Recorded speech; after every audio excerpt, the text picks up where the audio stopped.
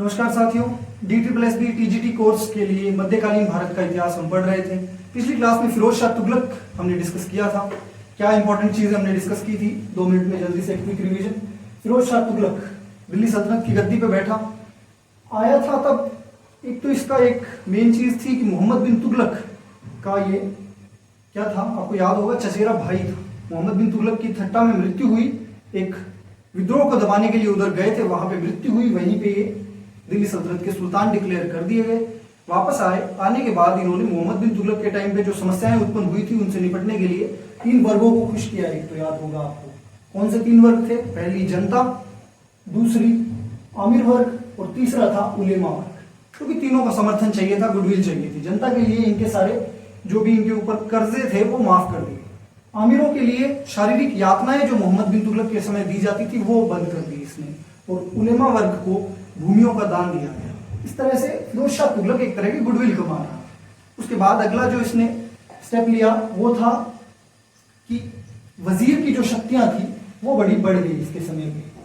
वजीर की शक्तियां बढ़ने का मतलब था, मकबूल खान नाम का इसका एक वजीर था जो सल्तनत के अंदर अच्छा खासा उसका एक तरह से प्रभाव बढ़ गया। मकबूल के बाद वजीर का जब एक तरह से प्रभाव इतना बढ़ गया तो बाकी के आमिरों को जलन होती थी, वो अंत में इसके एक अंत का भी कारण बनी। फिरोज शाह तुगलक का इसके अलावा कुछ और काम किए गए, जो सार्वजनिक कार्य किए गए उनके अंदर पब्लिक के लिए इसने एक तो दीवान एक खैरात दान का एक नया एक डिपार्टमेंट बनाया जो सिर्फ दान देता। इसके अलावा दर उल शरफ एक चिकित्सालय, सरकारी चिकित्सालय काइंड ऑफ चीजें ओपन की गई। इनके अतिरिक्त फिरोज शाह तुगलक द्वारा पब्लिक के लिए कुछ कैनाल सिस्टम एक तैयार किया गया। जो सबसे इंपॉर्टेंट 5 नहरें इन्होंने बनाई थी, जिसमें सबसे इंपॉर्टेंट जो थी वो थी यमुना को हिसार तक लेके आती थी। तो इस तरह से फिरोज शाह तुगलक के टाइम पे ये एक नोटेबल चीज थी। इसके अलावा बाद में इसके द्वारा कुछ टाउन्स भी बसाए गए। जो टाउन या शहर इसके द्वारा बसाए गए, उसके लिए आपको एक ट्रिक बताई थी कल मैंने। ट्रिक क्या थी, याद होगी आपको, हाफिज इन फीफा। कौन से शहर थे? हिसार, फिरोजाबाद, फिरोजपुर, फतेहाबाद और इसके अलावा जौनपुर। पिछली क्लास में हमने डिटेल में बात की थी। उसके बाद कुछ कर इसके द्वारा लगाए गए थे एडिशनल नहीं कह सकते कि इसने करों को एक तरह से वापस से अपडेट किया था। जो मोहम्मद बिन तुगलक के टाइम पे बहुत ही एक तरह से पब्लिक पे बोझ क्रिएट करवा दिया गया था सल्तनत द्वारा, वो सारे एक्स्ट्रा कर 24 के लगभग कर इसने समाप्त कर दिए थे।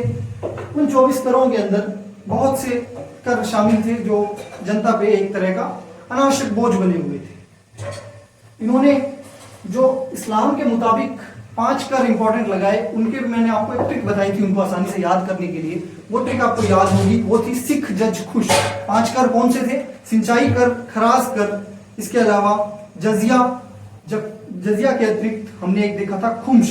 4 कर थे ये, जिनको फिरोज शाह तुगलक के शासनकाल के दौरान लगाया गया था। इस तरह से फिरोज शाह तुगलक हमारा कंप्लीट होता है।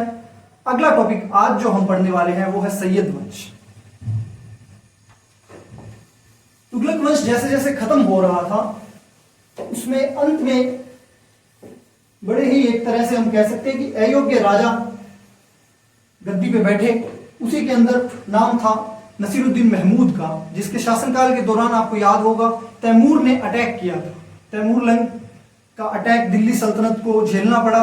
सल्तनत के अंदर त्राही त्राही मच गई थी, हमने पिछली क्लास में डिटेल में बात की थी। और उसके बाद जो सत्ता थी उसमें काफी वॉलेटिलिटी आ गई कि उसके बाद वजीरों का प्रभाव ज्यादा बढ़ गया और अंत में 1414 के अंदर दिल्ली सल्तनत को एक नया सुल्तान और एक नया वंश मिला गद्दी पे, जो था सैयद वंश, जो आज का हमारा पहला टॉपिक है। कौन थे ये सैयद? संस्थापक था खिजर खान। 1414 के अंदर दिल्ली सल्तनत की गद्दी में बैठा सैयद वंश 1414 से लेके 1451 तक दिल्ली सल्तनत के लिए राज करता रहा।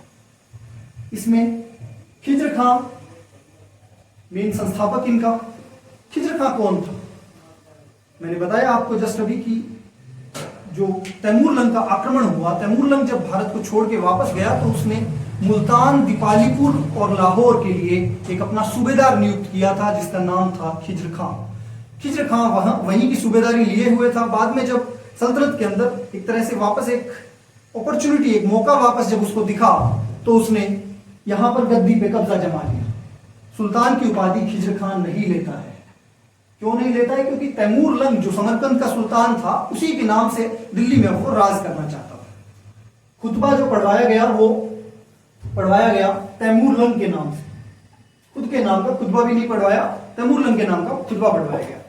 इसके अलावा सैयद वंश के अंदर खिज्र खां कोई इंपॉर्टेंट, पूरा सैयद वंश ही इनफैक्ट 37 सालों तक इस वंश का राज चला, 1414 से लेकर 1451 तक, लेकिन कोई नोटेबल काम कोई कुछ कर नहीं पाए। वजह यह थी कि दिल्ली सल्तनत, अब दो मेजर वजह थी इसकी। पहला, मोहम्मद बिन तुगलक के जो मिस एडवेंचर्स थे वो सल्तनत को काफी कॉस्ट कर रहे थे, काफी उसकी वजह से सल्तनत की आर्थिक हालत बहुत खराब हो गई थी। दूसरी चीज, इसके बाद मोहम्मद बिन तुगलक के जाने के बाद में तैमूर लंग का आक्रमण पूरी तरह से दिल्ली सल्तनत की कमर तोड़ चुका था। दिल्ली सल्तनत के अब जो इनकम के सोर्सेस थे वो भी बहुत कम हो चुके थे, और ऐसी स्थिति के अंदर नया जो वंश आया सैयद वंश, उसको कुछ एक तरह से उसके पास कुछ था नहीं, रिसोर्सेज नहीं थे सल्तनत के अंदर एक बड़ा राज देने का। तो इस वजह से, और वहीं से ही कमी पूरी कर दी। खिज्र खां के जो आगे के इसके उत्तराधिकारी आए वो बड़े ही अयोग्य नहीं थे, तो उस वजह से भी दिल्ली सल्तनत सैयद वंश के अंदर कुछ खास कर नहीं पाई। इन्होंने हालांकि सुल्तान की उपाधि नहीं ली थी, लेकिन एक उपाधि जो इन्होंने ली वो थी रैयत ए आला। सुल्तान की डायरेक्ट उपाधि नहीं ली, रैयत ए आला के नाम से अपनी सल्तनत में जाने जाते थे। इनके बाद 3 सुल्तान और आए जिनके नाम थे मुबारक शाह, इसके अलावा महमूद शाह और आलम शाह। ये 3 सुल्तान दिल्ली सल्तनत को देखने को मिले। 1451 तक आते आते हालत इतनी खराब हो चुकी थी कि वजीरों का इनमें वर्चस्व इतना बढ़ गया था कि अब ये वजीर जो थे इनको पूरी तरह से तंग करते थे। सल्तनत का सुल्तान आलम शाह खुद वजीरों की पॉलिटिक्स से बच बचा के बदायूं जाके बैठ गया। जी हाँ, अपनी सल्तनत की गद्दी छोड़ के सुल्तान खुद भाग गया। हालत इतनी खराब थी दिल्ली सल्तनत की उस समय। और एक और जो चीज वहां पे पॉलिटिक्स में हो रही थी वो थी लोदियों का एक तरह से प्रभाव इंक्रीज होना। ये लोदी कौन थे? ये अफगान थे, जो अब उनका एक तरह से यहाँ पे एक सिक्का ज्यादा चल रहा था। अफगानियों का प्रभाव बढ़ रहा था, और यही चीज अब दिल्ली सल्तनत के लिए एक नए वंश के लिए रास्ता तैयार करती है। मैंने बताया आलम शाह अपने वजीरों के हाथों सब कुछ छोड़ के जा चुका था। बहलोल लोदी, अफगानों का एक तरह से प्रभाव बढ़ा हुआ था उस सल्तनत के अंदर भी, सल्तनत की दरबार के में भी। तो बहलोल लोदी ने मौका देखते हुए सत्ता पे अपना अधिकार जमा लिया। एक संदेश भेजा गया आलम शाह को, चूंकि जो सुल्तान था वो जीवित था, तो वो एक तरह का थ्रेट का काम कर सकता था सल्तनत के लिए। लेकिन आलम शाह जहां थे वहीं रहे, बदायूं से वापस दिल्ली की तरफ आए नहीं। इस तरह से सैयद वंश, जो दिल्ली सल्तनत के सबसे एक तरह से कहा जा सकता है कि पूरा वंश ही अयोग्य वंश के रूप में जाना जाता है, और यही वजह रही कि कोई ज्यादा फैक्ट्स भी हमने इसके बारे में डिस्कस किए नहीं। तो अल्टीमेटली बहलोल लोदी दिल्ली सल्तनत के अंदर एक अफगान वंश की शुरुआत करता है 1451 में। उसके बारे में अब हम पढ़ाई करेंगे। सैयदों के बाद अगला जो वंश दिल्ली सल्तनत की गद्दी पे बैठा वो था लोदी वंश। लोदी वंश, बहलोल लोदी, जैसा कि मैंने आपको भी बताया, दिल्ली सल्तनत की गद्दी पे बैठे सुल्तान के रूप में। 1451 से लेकर 1489 तक इनका राज चला। इंपॉर्टेंट चीजें जो इनके शासनकाल के दौरान हुई उसके बारे में अगर डिस्कस किया जाए तो सबसे पहले तो इनका एक नाम कुछ किताबों के अंदर दिया हुआ है, बल्लू। ट्रिवियल सा फैक्ट क्यों बता रहा हूं मैं आपको, बल्लू फनी लगता है नाम, पर अब बात सोच के देखो, जिसका नाम बल्लू होगा उसके दोस्त भी तो अच्छे होंगे मजाक उड़ाने वाले।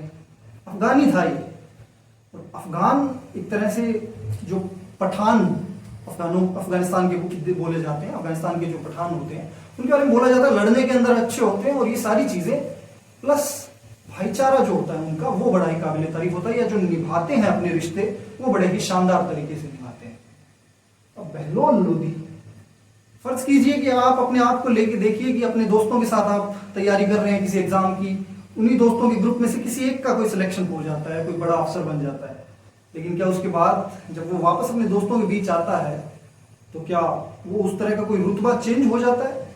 अगर दोस्ती सलामत रहती है तो नॉर्मली यही होता है कि अपने दोस्तों के बीच में वो दोस्तों की तरह ही रहता है। बहलोल लोदी के बारे में, ये बल्लू के लिए इसका राजत्व का सिद्धांत इसकी इन्हीं दोस्तियों ने डिसाइड किया, क्योंकि अफगान जिस जगह से आ रहे थे ये, वहां में ये जो बाकी के आमिर थे, जो अब मैंने बताया ना आपको कि सैयद वंश की कमजोरी के चलते अफगानों का प्रभाव बढ़ रहा था सल्तनत के अंदर। अब काफी सारे आमिर आ चुके थे, उनमें से एक बहलोल लोदी दिल्ली की गद्दी पे बैठ गया, लेकिन बाकी के आमिर जो थे, अब वो सल्तनत का जो एक ट्रेडिशनल सेटअप था, राजत्व का सिद्धांत, वो ये था कि सुल्तान जो था वो सबसे पावरफुल होता था, बाकी के आमिरों को दबा के रखता था, बलबन ने दबाया था, इसके अतिरिक्त अलाउद्दीन खिलजी पूरा दबा के रखता था, इस तरह की चीजें होती थी। यहां पर बलबन या अलाउद्दीन खिलजी के विपरीत बहलोल लोदी क्या करेगा कि बहलोल लोदी सबको साथ लेके, सब सारे आमिरों को साथ लेके, क्योंकि आमिर चूंकि इसके दोस्त थे और अफगानिस्तान की जो ये परंपरा थी कि वहां पे इस तरह का एक ट्राइब्स थी, उस समय ट्राइब्स का एक कबीले का सरदार जो होगा वो ऐसा नहीं था कि सरदार एक ट्रेडिशनल सेंस में सबका लीडर हो, बल्कि सबको साथ लेके चलता। यहां पर भी जो इनका राजत्व का सिद्धांत आया वो था फर्स्ट अमंग इक्वल्स, समान में प्रथम। पॉलिटिकल साइंस में भी आप ये वर्ड सुनते हो, ये सेंटेंस फर्स्ट अमंग इक्वल्स या समान में प्रथम। मतलब क्या है इसका? इसका मतलब है कि बहलोल लोदी हालांकि था सुल्तान दिल्ली सल्तनत का, लेकिन दिल्ली सल्तनत का सुल्तान होते हुए भी ये आदमी अब अपने जो आमिर थे, इन आमिरों की तुलना में ये बस उनमें एक प्रथम, एक कतार में बस प्रथम खड़ा था। इसके अधिकार आमिरों के ऊपर कोई एडिशनल कुछ ज्यादा नहीं थे जैसे पहले सल्तनत में हुआ करते थे। मध्यकाल में अभी तक हम जो पढ़ के आए हैं वहां पे जो अधिकार उनको दिए जा रहे थे उतने ज्यादा नहीं थे। तो इस तरह से बहलोल लोदी राजत्व का एक नया सिद्धांत लेके आया जिसमें आमिरों को एक अच्छा खासा वर्चस्व दे दिया गया। आमिरों की अब एक तरह से हैसियत बढ़ गई थी इस सल्तनत के अंदर, इस सुल्तान के अंदर। ये बहलोल लोदी का एक बड़ा एक कॉन्ट्रीब्यूशन था। इसके अतिरिक्त एक और जो मेजर काम बहलोल लोदी की सुल्तान रहने के दौरान हुआ वो था इनका शर्की डायनेस्टी के ऊपर आक्रमण। शर्की वंश कहां पे था? ये था जौनपुर के अंदर। जौनपुर के शर्कियों को इसने हराया था, जो एक मेजर इसका कंट्रीब्यूशन था। याद होगा आपको ये जौनपुर का शहर किसने बसाया था? पिछली क्लास में हमने बात की थी, आज रिवीजन के अंदर भी बात की थी। जौनपुर फिरोज शाह तुगलक द्वारा बसाए गए शहरों के अंदर था। 5 शहर, आपको एक ट्रिक भी बताई थी, उसी में से एक। तो इस तरह से बहलोल लोदी, 3 इंपॉर्टेंट फैक्ट्स इसके बारे में। ये नाम जो उतना ज्यादा नहीं है पर इंपॉर्टेंट नहीं है, बट उसके राजत्व के सिद्धांत को थोड़ा सा उसके दोस्तों की तरफ जो लेके आ रहा था, समान में प्रथम की अवधारणा, उसके प्रति हमें थोड़ा सा इंडिकेट करता है। एक इंपॉर्टेंट चीज इसके द्वारा शर्की वंश को हराने के लिए बहलोल लोदी 1489 के अंदर सुल्तान पद से हटते हैं और उसके बाद अगला जो राजा दिल्ली सल्तनत को मिला, अगला सुल्तान जो था वो था सिकंदर लोदी। अब सिकंदर लोदी कौन था? सिकंदर लोदी 1489 से लेके 1517 तक दिल्ली सल्तनत की गद्दी पे बैठे। इनका मूल नाम जो था वो था निजाम खां। निजाम खां कौन था? बहलोल लोदी का एक सुनारिन के साथ ये पुत्र था। इसकी माता सुनारिन थी। ये फैक्ट ट्रिवियल सा फैक्ट है, इंपॉर्टेंट इसलिए हो जाता है क्योंकि बाकी के जो आमिर थे उनको सिकंदर लोदी या निजाम खां इसका इस पद पे पहुंचना थोड़ा सा नागवारा गुजर रहा था।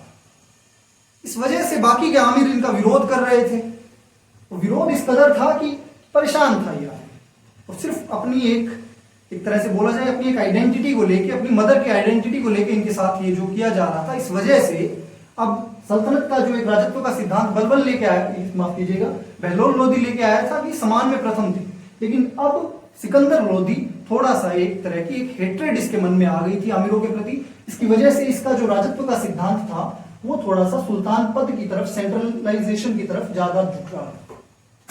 तो आमिरों के प्रति थोड़ा सा ये कट्टर रुख अपनाया सिकंदर लोदी ने। नाम निजाम खां, सिकंदर इसकी उपाधि थी। जब गद्दी पे बैठा तो सिकंदर शाह की उपाधि के साथ बैठा।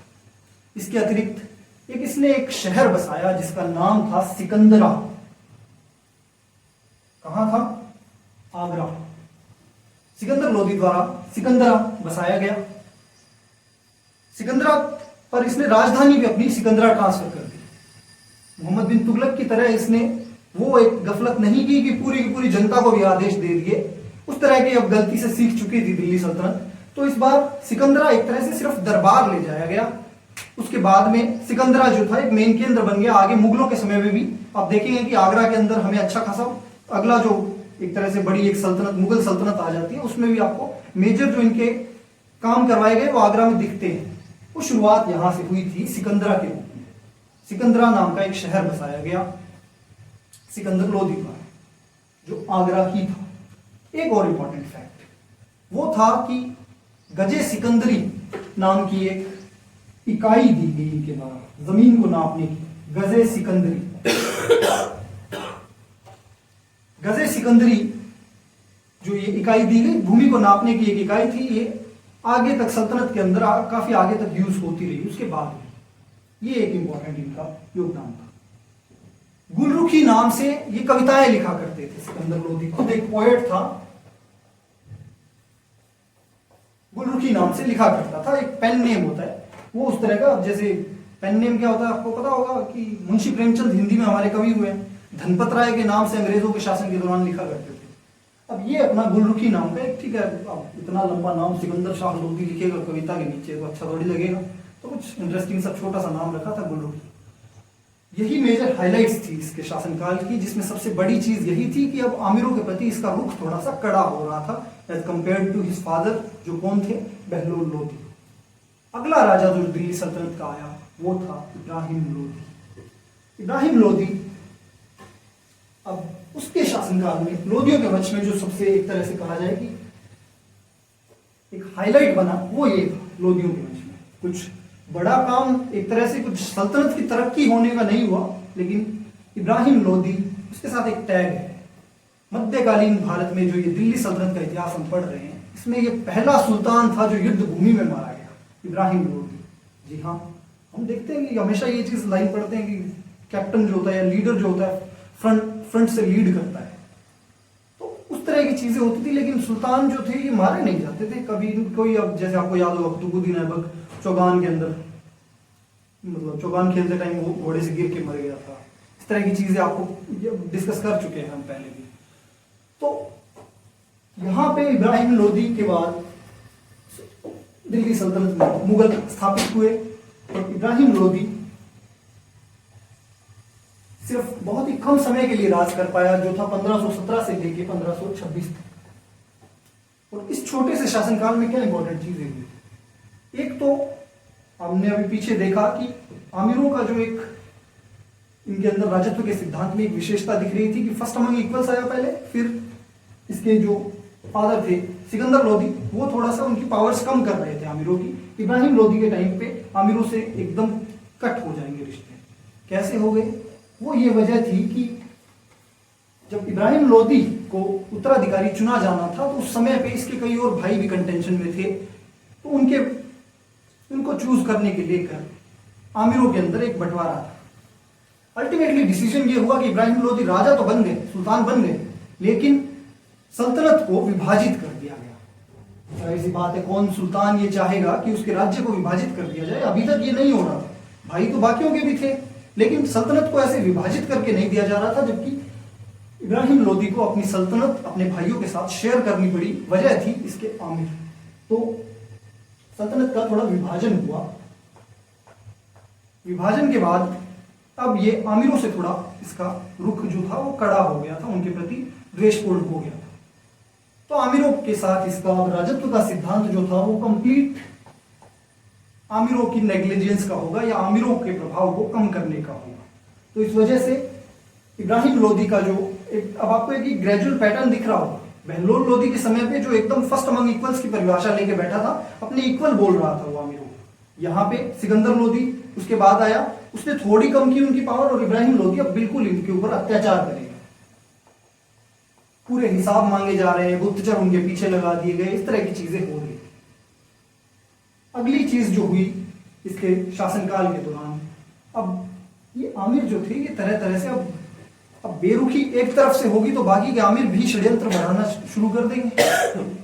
सुल्तान का एक जो पावर्स थी वो ऑलरेडी हमने बात की थी कि सल्तनत के अंदर मोहम्मद बिन तुगलक के समय पे मैंने बोला था कि सल्तनत का पतन शुरू हो चुका था जब वो अपने मिस एडवेंचर कर रहा था। तो वहां से उसके बाद आज का ये दिन था कि अब ये आमिर जो थे इनको नया राज चाहिए। उन्हीं में से कुछ चले जाते हैं, कुछ एक तरह से षड्यंत्रों के अंदर शिकार करते हैं, षड्यंत्रों के द्वारा तंग करते हैं लोदियों को, लोदियों का वंश खत्म करने की कोशिश कर रहे हैं। पड़ोस में एक शक्ति, नई शक्ति बढ़ रही थी। राजपूत बहुत स्ट्रांग हो चुके थे। उनके नेता का नाम था राणा सांगा, महाराणा सांगा। सिसोदिया वंश का राजस्थान के सबसे बड़े राजाओं में सबसे, एक तरह से सांगा के बारे में तो राजस्थान की हिस्ट्री वाले तो बहुत डिटेल में जानते हैं कि एक तरह का ये लोक नायक बन चुका था एक तरह के एक टाइम पे। वहां सांगा ने इसको खातौली के युद्ध में हराया। खातौली का युद्ध धौलपुर के पास, खातौली के युद्ध में इब्राहिम लोदी हारा, हार के बंदी भी बना लिया गया। पैसे दे के छुड़वा के लाए थे इसके आगे उसको वहां से। तो ये सांगा की एक तरह से मैं आपको इस एक छोटी सी घटना से, सल्तनत के लिए उस समय में बहुत बड़ी, मतलब हमारे सिलेबस के कॉन्टेक्स्ट में छोटा सा खातौली का युद्ध, लेकिन ये बता रहा है कि अब एक पावर कितनी बढ़ चुकी थी पड़ोस में राजपूतों की कि दिल्ली सल्तनत के सुल्तान को बंदी बना लिया इन्होंने। इस तरह की चीजें हो रही थी। आमिर ऑलरेडी नाराज थे, सांगा तंग कर रहा है, सल्तनत अब डावाडोल हो रही थी, सबको फ्यूचर दिख रहा था।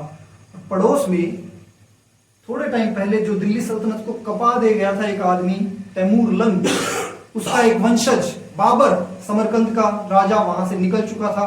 बाबर अफगानिस्तान में बैठा भारत में आक्रमण की तैयारी कर रहा था। मुगल आने वाले थे भारत।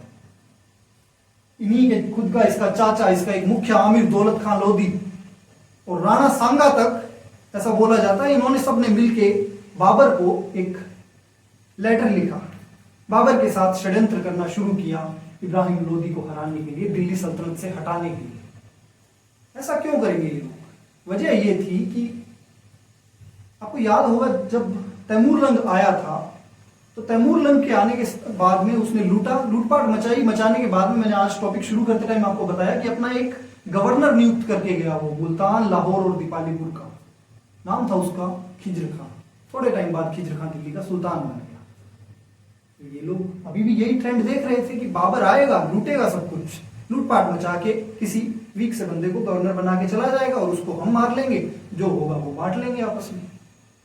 इस तरह से उम्मीद ये थी, इस वजह से इन्होंने इनवाइट किया। इब्राहिम लोदी का एक लोदियों का वंश खत्म करना चाहते थे सांगा।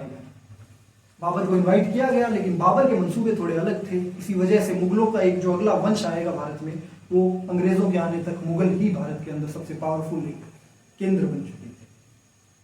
तो बाबर इब्राहिम लोदी के विरुद्ध लड़ाई करता है पानीपत के पहले युद्ध में। पानीपत का युद्ध पहला हुआ था 1526 में, भारत के इतिहास के सबसे प्रमुखतम युद्धों में से एक, जहां पे भारत की हिस्ट्री एक तरह से एक स्टेप लेती है, अलग अंगड़ाई लेती है। वो वाला एक ही मौका था कि दिल्ली सल्तनत, अब इन दिल्ली सल्तनत से मुगलकालीन सल्तनत की तरफ हम बढ़ रहे थे। चंगेज खां और तैमूर लंग का वंशज बाबर 1526 में इब्राहिम लोदी के खिलाफ लड़ता है और इब्राहिम लोदी को हराता है दिल्ली सल्तनत पे मुगलों की सत्ता स्थापित करने के लिए। ये सारे इंपॉर्टेंट हाइलाइट्स थे इब्राहिम लोदी के शासनकाल के दौरान के। इसमें जो ये पानीपत का ये युद्ध हमने एक बात की है, इसका बाबर के टॉपिक में डिटेल में हम डिस्कशन करेंगे। लोदियों का अब राज भारत में खत्म हो चुका था। ये थी मध्यकालीन दिल्ली सल्तनत की एक हिस्ट्री। एक दिल्ली सल्तनत का एक पड़ाव जो है वो मध्यकालीन भारत में, वो हम खत्म करते हैं। इसके साथ अगला हमारा टॉपिक रहेगा मुगलों की तरफ जाने का। और एक इंपॉर्टेंट चीज और बीच में हुई, वो थे विजयनगर और बहमनी साम्राज्य। जब आपको याद होगा पिछली क्लासेस में हम लोग बात कर रहे थे मोहम्मद बिन तुगलक की, उसके मिस एडवेंचर्स चल रहे थे, तो देश के अंदर, सल्तनत के अंदर अलग अलग जगहों पे विद्रोह हो रहे थे। तो उन्हीं विद्रोहों में दक्षिण के अंदर जो विद्रोह हुए, उनमें से निकले विजयनगर और बहमनी साम्राज्य। उनके बारे में हम बात करेंगे अगली क्लास में। आज के लिए 3 लोदी वंश के राजा और एक सैयद वंश, जिसमें सैयद वंश में कुछ खास चीज हुई नहीं थी। सैयद के अंदर हमने देखा रैयत ए आला एक उपाधि ली गई थी खिज्र खान द्वारा। 1451 से लेके इन्होंने आगे तक राज किया, लेकिन कुछ भी टेंजिबल 1414 से लेके 1451 तक राज किया सैयद वंश ने कुछ टेंजिबल कर नहीं पाए, खिज्र खां। उसके बाद हमने देखा 3 और राजा आए, मुबारक शाह, महमूद शाह, आलम शाह। गद्दी आ गई लोदियों के पास। लोदियों के अंदर पहला बहलोल लोदी देखा, एक इसके लिए नाम था, एक ट्रिवियल सा बल्लू। इसके बाद इसके दोस्त थे कुछ आमिर, जो एक ट्रेडिशनल सेटअप था उसमें सेट नहीं हो रहे थे राजत्व के सिद्धांत में, तो एक नया राजत्व का सिद्धांत लाया गया जिसमें सुल्तान ने अपने आप को समान में प्रथम बोला। उस राजत्व के सिद्धांत के बाद बलबन के टॉपिक में हमने एक और चीज देखी कि शर्की वंश को इन्होंने हराया जौनपुर के। बलबन, माफ कीजिएगा, बहलोल लोदी। बहलोल लोदी के बाद अगला जो राजा था वो था सिकंदर लोदी, मूल नाम इसका निजाम खां। सुनारिन का पुत्र था। आमिरों ने इसके साथ शुरू में थोड़ा भेदभाव किया, राजा बनने से इसको बनने नहीं दे रहे थे, तो इस वजह से आमिरों के प्रति थोड़ा द्वेष आया, राजत्व जो था थोड़ा सुल्तान की तरफ झुका। इसके बाद अगला जो इसमें एक गजे सिकंदरी की एक इकाई दी गई, गुलरुखी नाम से कविताएं लिखा करते थे, और एक सिकंदरा नाम का शहर बसाया जो आगरा के रूप में आगे डेवलप हुआ। सिकंदर लोदी के बाद आया इब्राहिम लोदी। इब्राहिम लोदी ये अब दिल्ली सल्तनत का एकदम प्रॉपर पतन हो गया था। इसमें मध्यकालीन दिल्ली सल्तनत का, जिसके अंदर क्या क्या चीजें इंपॉर्टेंट हुई वो था, पहला तो सल्तनत का विभाजन, इस वजह से आमिरों के प्रति और द्वेष भावना, आमिरों को एक तरह से अब परसिक्यूट करेगा छोटे से छोटे बहाने को लेके, और आमिरों की ज्यादा निगरानी भी बढ़ा देता है, गुप्तचर उनके पीछे लगा देता है। आमिरों के अंदर एक द्वेष रहेगा इसके प्रति वापस, तो आमिर जो थे वो अब अलग अलग शक्तियों का साथ देने लगे। संगा इसको हराते हैं खातौली के युद्ध में, और एक अंतिम चीज जो अंतिम कील जो इस दिल्ली सल्तनत के ऊपर ठोकी गई, इस ताबूत पे सल्तनत की, वो ठोकी गई बाबर के द्वारा पानीपत के पहले युद्ध में 1526। दिल्ली सल्तनत खत्म होती है इसके साथ। अगली क्लास में मिलते हैं दोस्तों। जो भी आप में से जिसने भी टेलीग्राम पे हमारा चैनल ज्वाइन नहीं किया स्टडी इन मोबाइल, वो जल्दी से जल्दी ज्वाइन करे। इंपॉर्टेंट क्विज वहां पे हम लोग कंडक्ट कर रहे हैं, रोज डेली क्वेश्चंस आ रहे हैं, एंशिएंट हिस्ट्री के, मेडिवल हिस्ट्री के इंपॉर्टेंट क्वेश्चन एग्जाम के हिसाब से। हमारी ऐप डाउनलोड करें आप, उसके अंदर आपको पीडीएफ्स वगैरह सारी चीजें मिल जाएगी। अपने दोस्तों के साथ शेयर करें वीडियोस, लाइक करें, कमेंट करें, जो भी हो फीडबैक आपका जरूर दें। Thank you.